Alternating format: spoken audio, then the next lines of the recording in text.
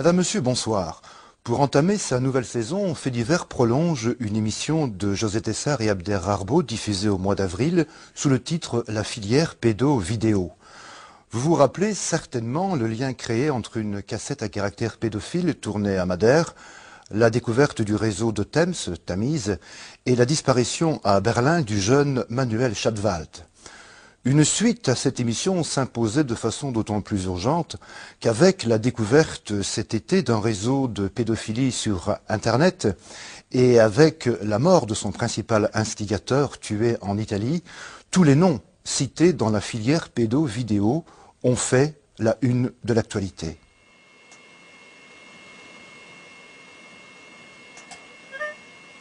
Cet été, le 14 juillet, l'émission hollandaise Nova révélait à l'aide de ces photos que l'on aurait voulu innocentes l'existence d'un site internet du nom de code Apollo, capable de diffuser à la demande payante partout dans le monde des milliers de photos d'enfants violés.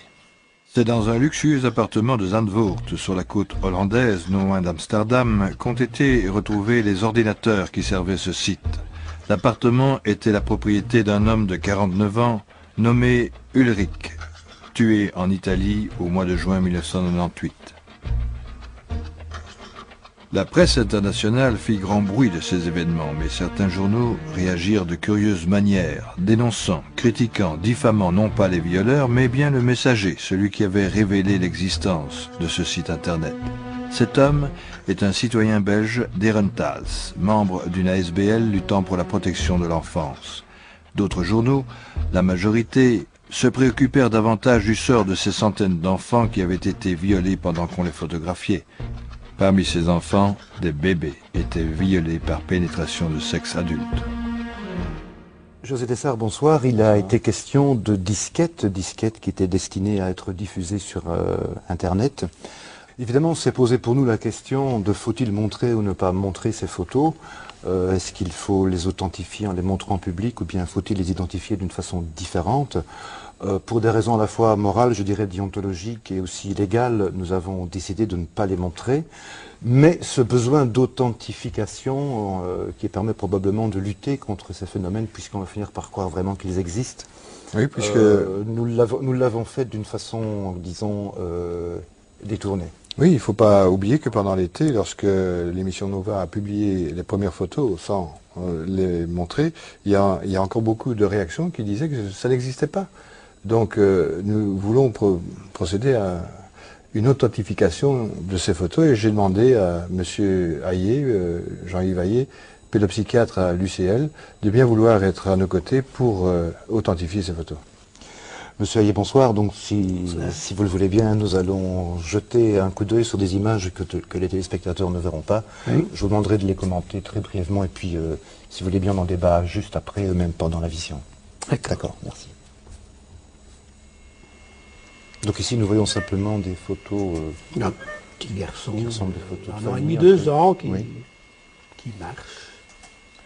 Il est habillé. Derrière lui, il y a un adulte dont on ne voit pas le visage, évidemment. Maintenant, cet enfant ne porte plus que son linge. Il est couché sur un lit,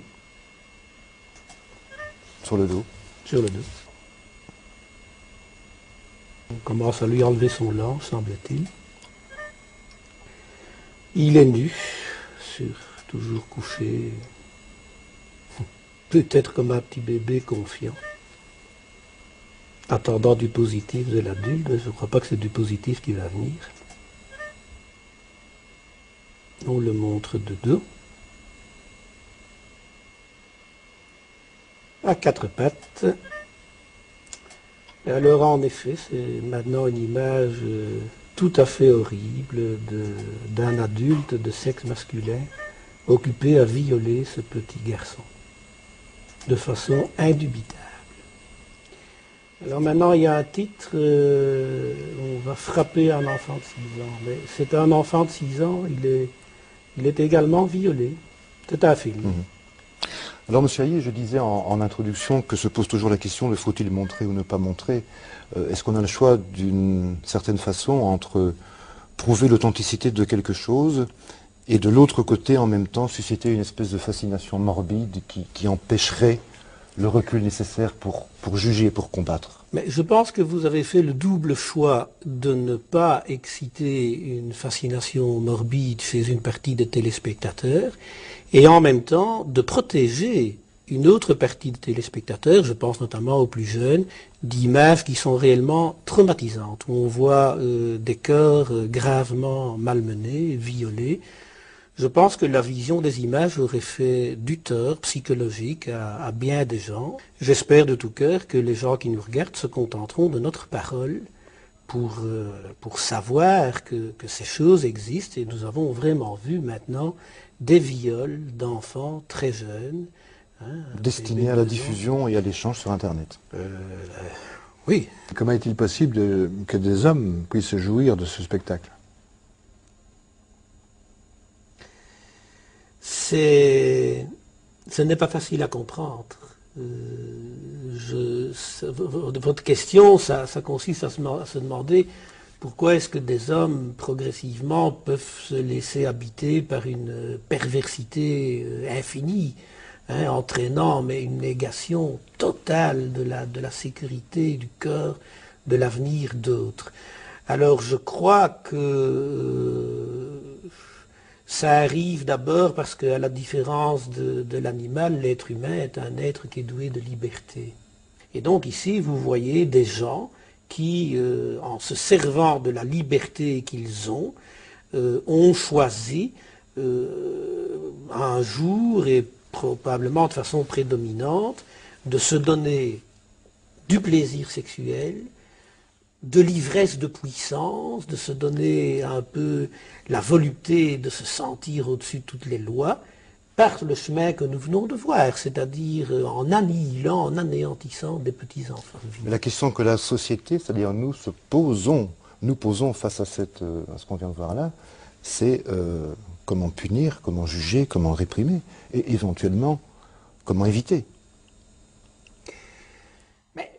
Comment réprimer? Je pense que la première étape de la répression, c'est la non-naïveté, et c'est que nous disposions d'institutions sociales et d'institutions judiciaires qui croient que des phénomènes déviants comme ça puissent exister. Je dirais qu'ils fassent l'effort psychologique d'y croire, qu'ils fassent l'effort psychologique un peu de penser l'impensable, de penser que peuvent exister des différences vraiment atroces dans le domaine du mal.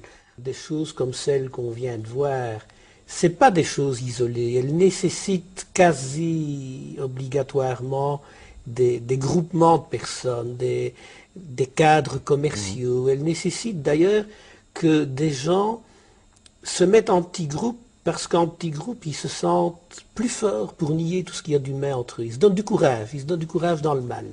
Donc il faut que nos instances croient dans des choses comme ça, et puis que nos instances se définissent comme priorité de lutter contre, et avec une persistance sans baisser les bras, parce qu'il est évident que des gens comme ça sont souvent des gens malins, qui ont des doubles vies et qui ne viennent pas facilement exposer leur turpitude sur la place publique.